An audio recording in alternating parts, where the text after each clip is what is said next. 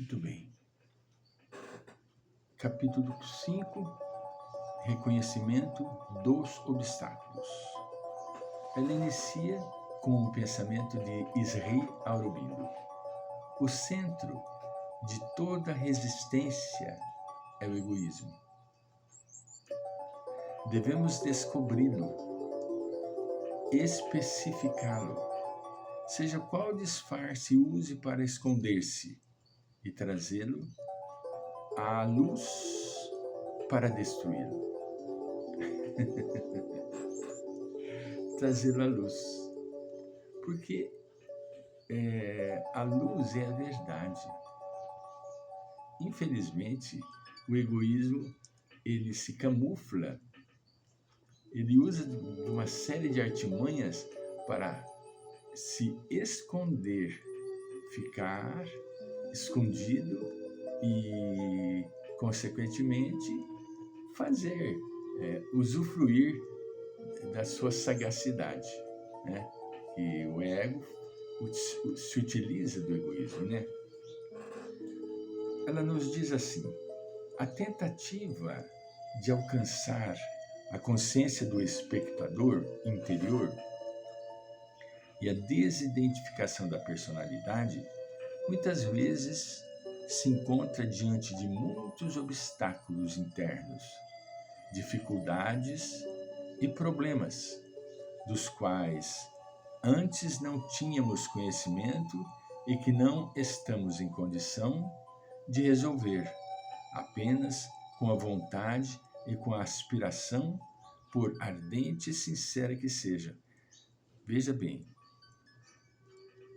e que não estamos em condição de resolver apenas com a vontade e com a aspiração, por ardente e sincera que seja. Mesmo que a vontade e a aspiração seja forte, nós ainda não estamos em condição de resolver.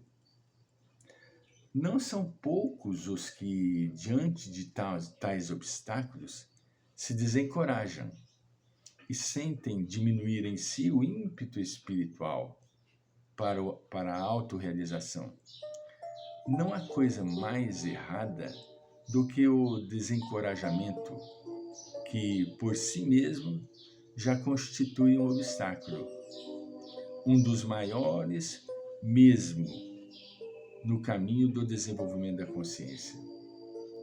Muito comum, já citei e vou repetir porque vem a calhar. Quantos foram os casos de amigos, companheiras, que abandonaram, deixaram o trabalho de busca interior porque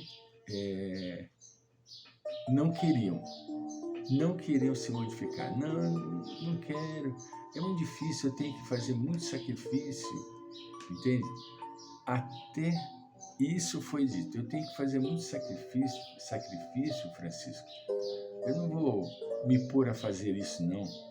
Eu vou continuar do jeito que está, as coisas estão bem, estão caminhando bem. Para a pessoa, nós não temos direito de julgar absolutamente nada. Para a pessoa está caminhando tudo bem. Por que eu vou mexer? Não vou mexer, vou continuar assim. Mas vai chegar uma hora em que as coisas vão começar a incomodar. Até que isso aconteça, a pessoa caminha, entende? Até sumir, sair desse campo. Existem pessoas que não saem. Estava conversando hoje com minha esposa e falando das coisas que envolvem a vida da gente na hora do almoço, né? Do convívio dos familiares, de amigos, né? Aí eu cheguei para ela e falei, ainda não chegou a hora da pessoa, né? Por isso que a pessoa age desse jeito, né? Ela chegou e falou assim, tem pessoa que a hora não chega. Leva a vida toda e a hora não chega. E ela tem razão. ela tem razão. Há casos em que a pessoa não desperta. Passa ano a fio, passa ano, e a pessoa permanece no mesmo estado em que ela se encontrava. Mas você vai fazer o quê? Chacoalhar e falar que ela está errada? Não, nós não podemos julgar absolutamente ninguém. Nós podemos sim sugerir, né? Vou sugerir isso, vou sugerir aquilo, mas obrigar absolutamente ninguém. Nós temos que nos modificar. Isso sim, nós precisamos de mudança, mas a nossa mudança independe de fulano, ciclano e beltrano, né? Examinemos agora, continua o doutor Abatá, antes de mais nada, o obstáculo do desencorajamento e procuremos compreender de onde ele se origina. Ela vai agora entrar neste setor do desencorajamento. Vamos examinar, né? As pessoas que aspiram a autorrealizar-se poderiam ser divididas em duas categorias. Olha, ela vai dar um diagnóstico. Duas categorias principais. Primeira, desculpa, as que iniciam o caminho com grande ímpeto e vivo entusiasmo, sem, porém, avaliar plenamente o alcance da tarefa a que se propuseram e sem uma bagagem adequada de conhecimento e de força de vontade. Essas pessoas são as emotivas. Sinceras e fervorosas em sua aspiração, todavia se desiludem com facilidade e se desencorajam diante das dificuldades, pois não são aguerridas para superá-las. É o que nós estávamos dizendo. Citamos um pouquinho antes desta leitura. A pessoa se desencoraja, porque falta ainda uma estrutura de base. Essas são as primeiras. Segunda, as que são impelidas, com ou sem conhecimento disso, por um móvel não completamente puro, isto é, o da ambição ou do desejo de autoafirmar-se, ao invés de serem movidas pela aspiração autêntica e espontânea de encontrar o centro de si mesmas e a verdadeira consciência. Olha que interessante, né? As primeiras se desestimulam. Chega um momento que perde a vontade e acabam, por sua vez, desanimando, né? São sinceras e fervorosas em sua aspiração, todavia elas se desiludem, entende? Já as segundas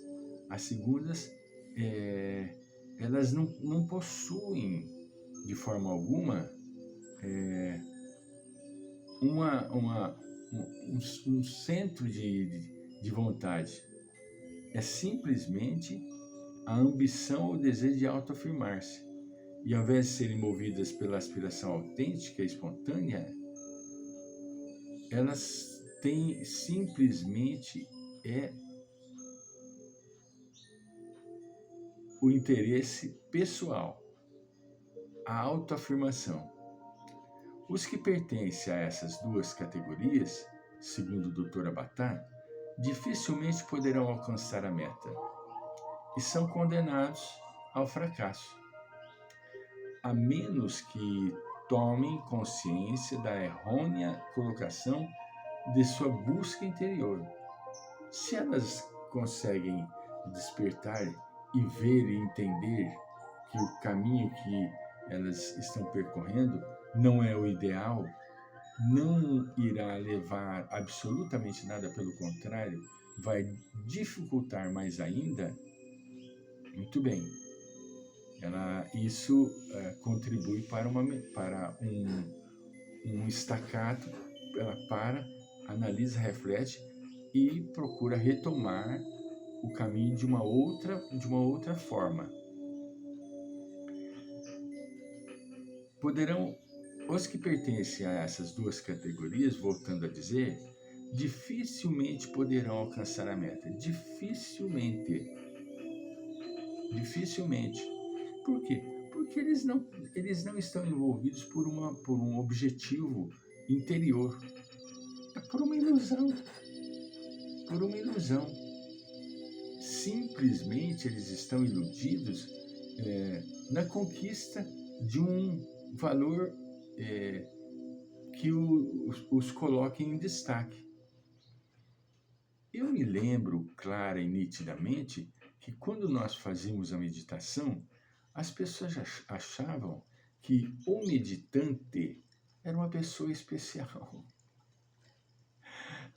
Isso era interessante. Você está fazendo meditação? Nossa, que bacana! Que isso é muito bom. E isso, para a pessoa, era suficiente para ela se achar melhor. E, na verdade, não levava absolutamente nada. Tanto é que ainda existem esses segmentos que cobravam um custo altíssimo para as pessoas fazerem o curso da meditação. E depois tinha a continuidade, onde eles se reencontravam, né, e faziam eu diria que era um tipo de uma peneirada, peneirava a sujidade do que havia ainda ficado no exercício do primeiro curso. Voltaremos.